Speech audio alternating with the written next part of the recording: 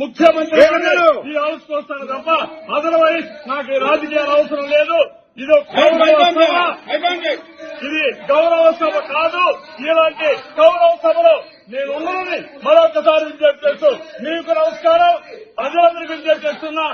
నా అవమానం మీరందరూ రెండు మనసుతో ఆశీర్వదించాలని కోరుతూ అందరికీ నమస్కారం. నమస్తే, వెల్కమ్ టు థింక్ ఆంధ్ర. నేను మీ మాణిక్.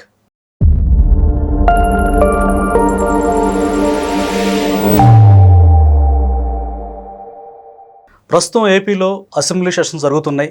అయితే జగన్మోహన్ రెడ్డి గారు దానికి అటెండ్ అవ్వట్లేదు. ఎందుకు అవ్వట్లేదు? గతంలో చంద్రబాబు నాయుడు గారు కూడా ఆయన అటెండ్ అవ్వలేదు కాబట్టి నేను కూడా అవ్వట్లేదు అని కొంతమంది వైసీపీ శ్రేణులు చెప్తున్న మాట. దీనికి సంబంధించి పూర్తిగా మన క్లారిటీ ఇవ్వడానికి మనతో ఉన్నారు NRI TDP spokes person Venugopal Reddy గారు. వారిని అడిగి మరిన్ని విషయాలు మనం డిస్కస్ చేద్దాం. సార్ నమస్కారం. నమస్కారం సార్, చెప్పండి, జగన్మోహన్ రెడ్డి గారు కూడా అంటే చంద్రబాబు నాయుడు గారు ఆ రోజు తన సతీమణిని కానీ కుటుంబ సభ్యులను అవమానపరిచినప్పుడు ఒక శబ్దం చేసి ఆయన రాలేదు, సీఎంఐని అడుగు పెడతా అన్నారు. ఇది కౌరవ సభ, ఇది గౌరవ సభ కాదని చెప్పి ఆయన వెళ్ళిపోయారు. జగన్మోహన్ రెడ్డి గారు కూడా నేను సీఎం అయ్యే అడుగు పెడతాను, అప్పటి వరకు నేను ఏపీ అసెంబ్లీలో అడుగు పెట్టను అని ఆయన కూడా శపథం చేశారని అంటున్నారు ఇంటర్నల్గా, అఫీషియల్ కాదు. అయితే చంద్రబాబు నాయుడు గారి శపథాన్ని, జగన్మోహన్ రెడ్డి గారి వైఖరిని రెండింటిని మనం ఎలా బేరీజ్ వేయాలి? దీనిపై మీ అభిప్రాయం ఏంటి? Very simple. నక్కకు నాగలోకానికి ఉన్న తేడా ఉంటుంది. జగన్మోహన్ రెడ్డి గారి శపథము చంద్రబాబు నాయుడు గారి శపథాన్ని పోల్చడం అనేది మూర్ఖత్వం నన్ను అడిగితే. ఎందుకంటే అన్న, జగన్మోహన్ రెడ్డి గారు ఈరోజు అసెంబ్లీకి రాకపోవడానికి రీజన్ అయితే ఏం లేదు. ఆయనకు భయం తప్ప. భయం ఎందుకంటారు? భయం ఎందుకంటే అసెంబ్లీకి వస్తే ఆయన చేసిన ఏదైతే దుర్మార్గమైన పనులు ఉన్నాయో వాటి మీద క్వశ్చన్ చేస్తారు. దాని మీద చర్చ జరుగుతుంది. ఆ చర్చలో వచ్చే క్వశ్చన్లకి సమాధానం చెప్పి దమ్ము ధైర్యం లేదు కాబట్టి ఈరోజు అసెంబ్లీకి రావట్లేదు. అసెంబ్లీకి వస్తే ప్రజల గురించి మాట్లాడాల్సి వస్తుంది కాబట్టి అది ఆయనకు నచ్చదు. ఆయన డిఎన్ఏలో ఎప్పుడు లేదు, ప్రజల కోసం పనిచేసే డిఎన్ఏ కాదు అయింది. సో అందుకని ఈరోజు అసెంబ్లీకి రావట్లేదు. ఇంకా శపథానికి వద్దాం. చంద్రబాబు నాయుడు గారు శపథం పోవడానికి కారణం ఎవరు? జగన్మోహన్ రెడ్డి గారు కదా, జగన్మోహన్ రెడ్డి పార్టీ నాయకులు కదా.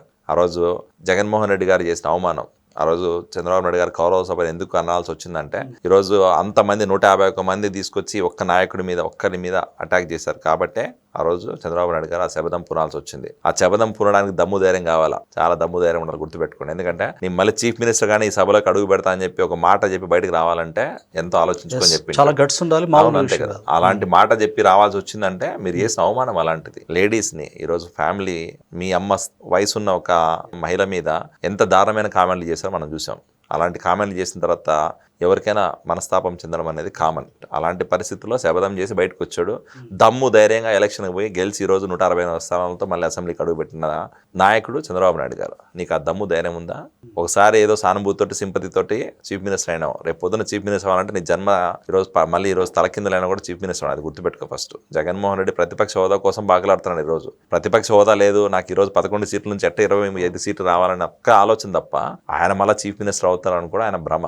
అది అవ్వని పని కూడా. సో ఆయన శపథానికి ఈ శపథానికి కంపారిజన్ చేయడం అనేది నక్కకు నాగలోకానికి కాల్సినట్టు ఉంటుంది. రైట్. ఆయన ప్రతిపక్ష హోదా అనే పట్టుబట్టడం ఇంటర్నల్ గా, అంటే రాజకీయ విశ్లేషకులు ఏం చెప్తున్నారంటే, స్పీకర్ స్థానంలో అయ్యన్న పాత్రుడు గారు ఉన్నారు, డిప్యూటీ స్పీకర్ గా రఘురామకృష్ణరాజు గారు. అయితే వీళ్ళని అధ్యక్షాన్ని పిలవడానికి ఆయన ఈగో అడ్డొస్తున్నట్టుగా, అలాగే ఎటు చూసినా అంటే ఒకవైపు స్పీకర్ స్థానంలో వాళ్ళిద్దరు ఉంటే, ఇటు సీఎం చంద్రబాబు నాయుడు గారు కానీ, ఇటు పవన్ కళ్యాణ్ గారు కానీ, లోకేష్ గారు కానీ, అసలు వాళ్ళని చూస్తేనే ఆయన గుండెల్లో ఒక బెరుకు భయం ఉంటుంది. అందుకే ఆయన ఈ ప్రతిపక్ష హోదా డ్రామా ఆడుతున్నారు అనేటువంటి వ్యాఖ్యలు అయితే వినిపిస్తున్నాయి. ఇది వాస్తవేనంటారా? అంటే వాళ్ళని చూడడానికి భయపడుతున్నారా? ఖచ్చితంగా. ఎందుకంటే ఆయనకి ఒక మైండ్ సెట్ ఉంది. జగన్మోహన్ రెడ్డికి ఏంటంటే, నేను హిట్లర్, నేను మోనార్క్, నేను ఎవరి మాట వినను, ఎవరికి గౌరవించను. జగన్మోహన్ రెడ్డి గారు ఎప్పుడైనా కూడా మీరు ఒకసారి చూస్తే ఆయన దగ్గరగా ఉన్న వాళ్ళతో ఎవరితో మాట్లాడినా ఆయన మనస్తత్వం ఏంది మీకు తెలుస్తుంది. జగన్మోహన్ రెడ్డి గారు ఎప్పుడు ఎవరిని కూడా మర్యాద ఇచ్చే పరిస్థితి ఉండదు. ఎవడైనా ఆయన చెప్పు ఆయన కాళ్ళ కింద ఉండాలన్న మైండ్ సెట్. అదే రాజ్యం ఉంటారు. అది వాస్తవేనా? జగన్మోహన్ రెడ్డి గారు అలాగే ఉంటుంది. ఆయన మూర్ఖత్వానికి బెస్ట్ ఎగ్జాంపుల్ ఎవరంటే జగన్మోహన్ రెడ్డి. ఎవరైనా హిట్లర్ పరిపాలన చేసినాడు అని చెప్పి మనం ఊరికే అనలే. గత 5 సంవత్సరాలు ఆయన హిట్లర్ పరిపాలన ఎందుకన్నామంటే ఆయన చేసిన అధికారము, ఆయన మైండ్ సెట్ అది. ఈరోజు జగన్మోహన్ రెడ్డి అసెంబ్లీకి వచ్చి అధ్యక్ష అని రాజు గారిని పిలవాలి, ఇటు స్పీకర్ మన అయ్యన్న పాత్ర గారిని పిలవాలి, లేకపోతే చంద్రబాబు నాయుడు గారు, ఇటు పవన్ కళ్యాణ్, ఇటు లోకేష్ గారు, లేకపోతే మెయిన్ మినిస్టర్స్ ఎవరైతే వాళ్ళందరూ అడిగే క్వశ్చన్స్కి సమాధానం చెప్పాలా. ఆ దమ్ము లేదు, ఆ ధైర్యము లేదు, చెప్పడానికి ఆయన దగ్గర కంటెంట్ కూడా లేదు. ఎందుకంటే వాళ్ళు చేసిన ప్రతిదీ అవినీతి, క్రిమినల్ యాక్టివిటీస్, అరాచకం.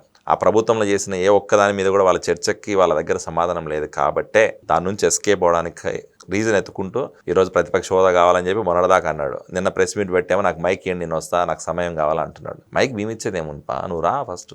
యాజ్ ఎమ్మెల్యేగా నీకు ఎంత టైం ఉంటుంది అంత టైం ఇస్తాం. స్పీకర్ గారు అంతే కదా, స్పీకర్ గా నీకు రిక్వెస్ట్ చేస్తే నువ్వు చర్చ నిజంగానే చర్చలాగా నడుస్తూ ఉంటే ఆటోమేటిక్గా ఎక్స్టెండ్ అవుతుంది. నీకు మైక్ ఇచ్చేది ఎవరు, దాన్ని ఎక్స్టెండ్ చేసేది ఎవరు?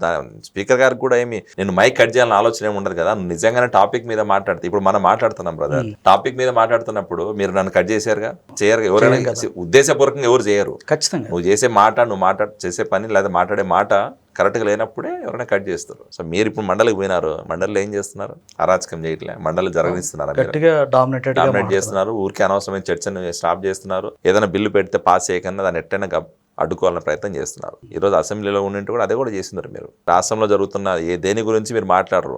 ఎంతసేపు మీ ఎలివేషన్ కావాలా, మీరు మీడియాలో హైలైట్ అవ్వాలా, మీరు మాట్లాడుతున్న దరిద్రమైన మాటలు బయటికి పోవాలనే ఆలోచనతోనే మీ పంతా ఉంది తప్ప రాష్ట్రం కోసం, రాష్ట్ర ప్రజల కోసం, లేకపోతే శాసనసభలైనా శాసన మండలిలో అయినా కూడా ఒక బిల్లు మీద కానీ ఒక టాపిక్ మీద కానీ డిబేట్ చేసే పరిస్థితి వైసీపీకి లేదు.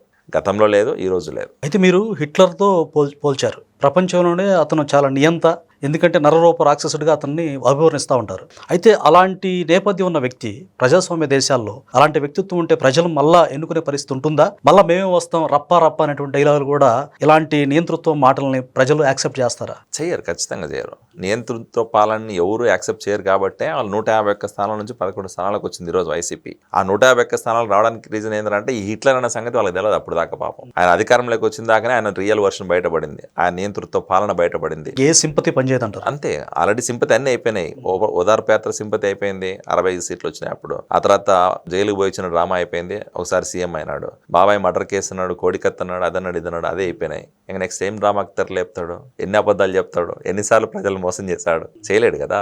ప్రజలు మరీ అంత మూర్ఖులు అయితే కాదు కదా. సో ఖచ్చితంగా జగన్మోహన్ రెడ్డికి నెక్స్ట్ ఆయన రపారపాని ఎందుకంటాడంటే ఇప్పుడు క్యాడర్ నిలబెట్టుకునేకి. ఎందుకంటే వైసీపీలో ఉన్న ఎవరైతే కొంతమంది సోకాల్డ్ లీడర్స్ ఉన్నారో లేకపోతే కార్యకర్తలు ఉన్నారో వాళ్ళందరూ ఎక్కడ ఈరోజు పార్టీని వదిలేసేసి బయటికి పోతారో, ఏడ వైసీపీ మొత్తం ఉన్న 11 సీట్లు కాస్త లేకన పోతాయి, రేపు పొద్దున డిపాజిట్ లేకన పోతుందని భయంతో ప్రలోభాలు మాట్లాడాలి, ప్రలోభం పెట్టాలనే ఉద్దేశంతోనే మాట్లాడుతున్నారు తప్ప జగన్మోహన్ రెడ్డి గారికి మళ్ళీ చీఫ్ మినిస్టర్ అవడం అనేది ఆయన కళ, దాని డౌటే లేదు. మళ్ళీ ఎవరు నమ్మరు. ఇంకా హిట్లర్ అని తెలుసు, నియంత అని తెలుసు, అరాచకం చేశాడని తెలుసు, దుర్మార్గం చేశాడని తెలుసు, రాష్ట్రాన్ని రావణకాశ చేశాడని తెలుసు, రాష్ట్రంలో ఉన్న ప్రజలను ఎంత గబ్బుపడిచాడో చూసాం, మహిళల స్వేచ్ఛను ఎంత గబ్బుపడిచాడో చూసాం, లా అండ్ ఆర్డర్ని ఎంత నిర్వీర్యం చేసాడో మనం చూసాం, ప్రజల మాన ప్రాణాలతో ఆడుకున్న ఇలాంటి నియంతృత్వ పాలన, నియంతృత్వ పోకడ ఉన్న ఇలాంటి నాయకుడిని మళ్ళీ ఇంకొకసారి చీఫ్ మినిస్టర్ చేస్తారనుకోవడం మన మూర్ఖత్వం అవుతుంది. ఒకసారి ఇలాంటి నాయకుడి గురించి మాట్లాడుకునే పరిస్థితి కూడా రాష్ట్రం లేదు. రాయలసీమ ప్రాంతంలో గతంలో 47 సీట్లు వచ్చే వాళ్ళకి ఒకసారి నమ్మి చేశారు, ఈరోజు 6 సీట్లకు పరిమితమైనారు. రేపు 6 సీట్లలో 1 సీట్ వచ్చే ఆలోచన పరిస్థితి కూడా ఉంటుంది. Thank you.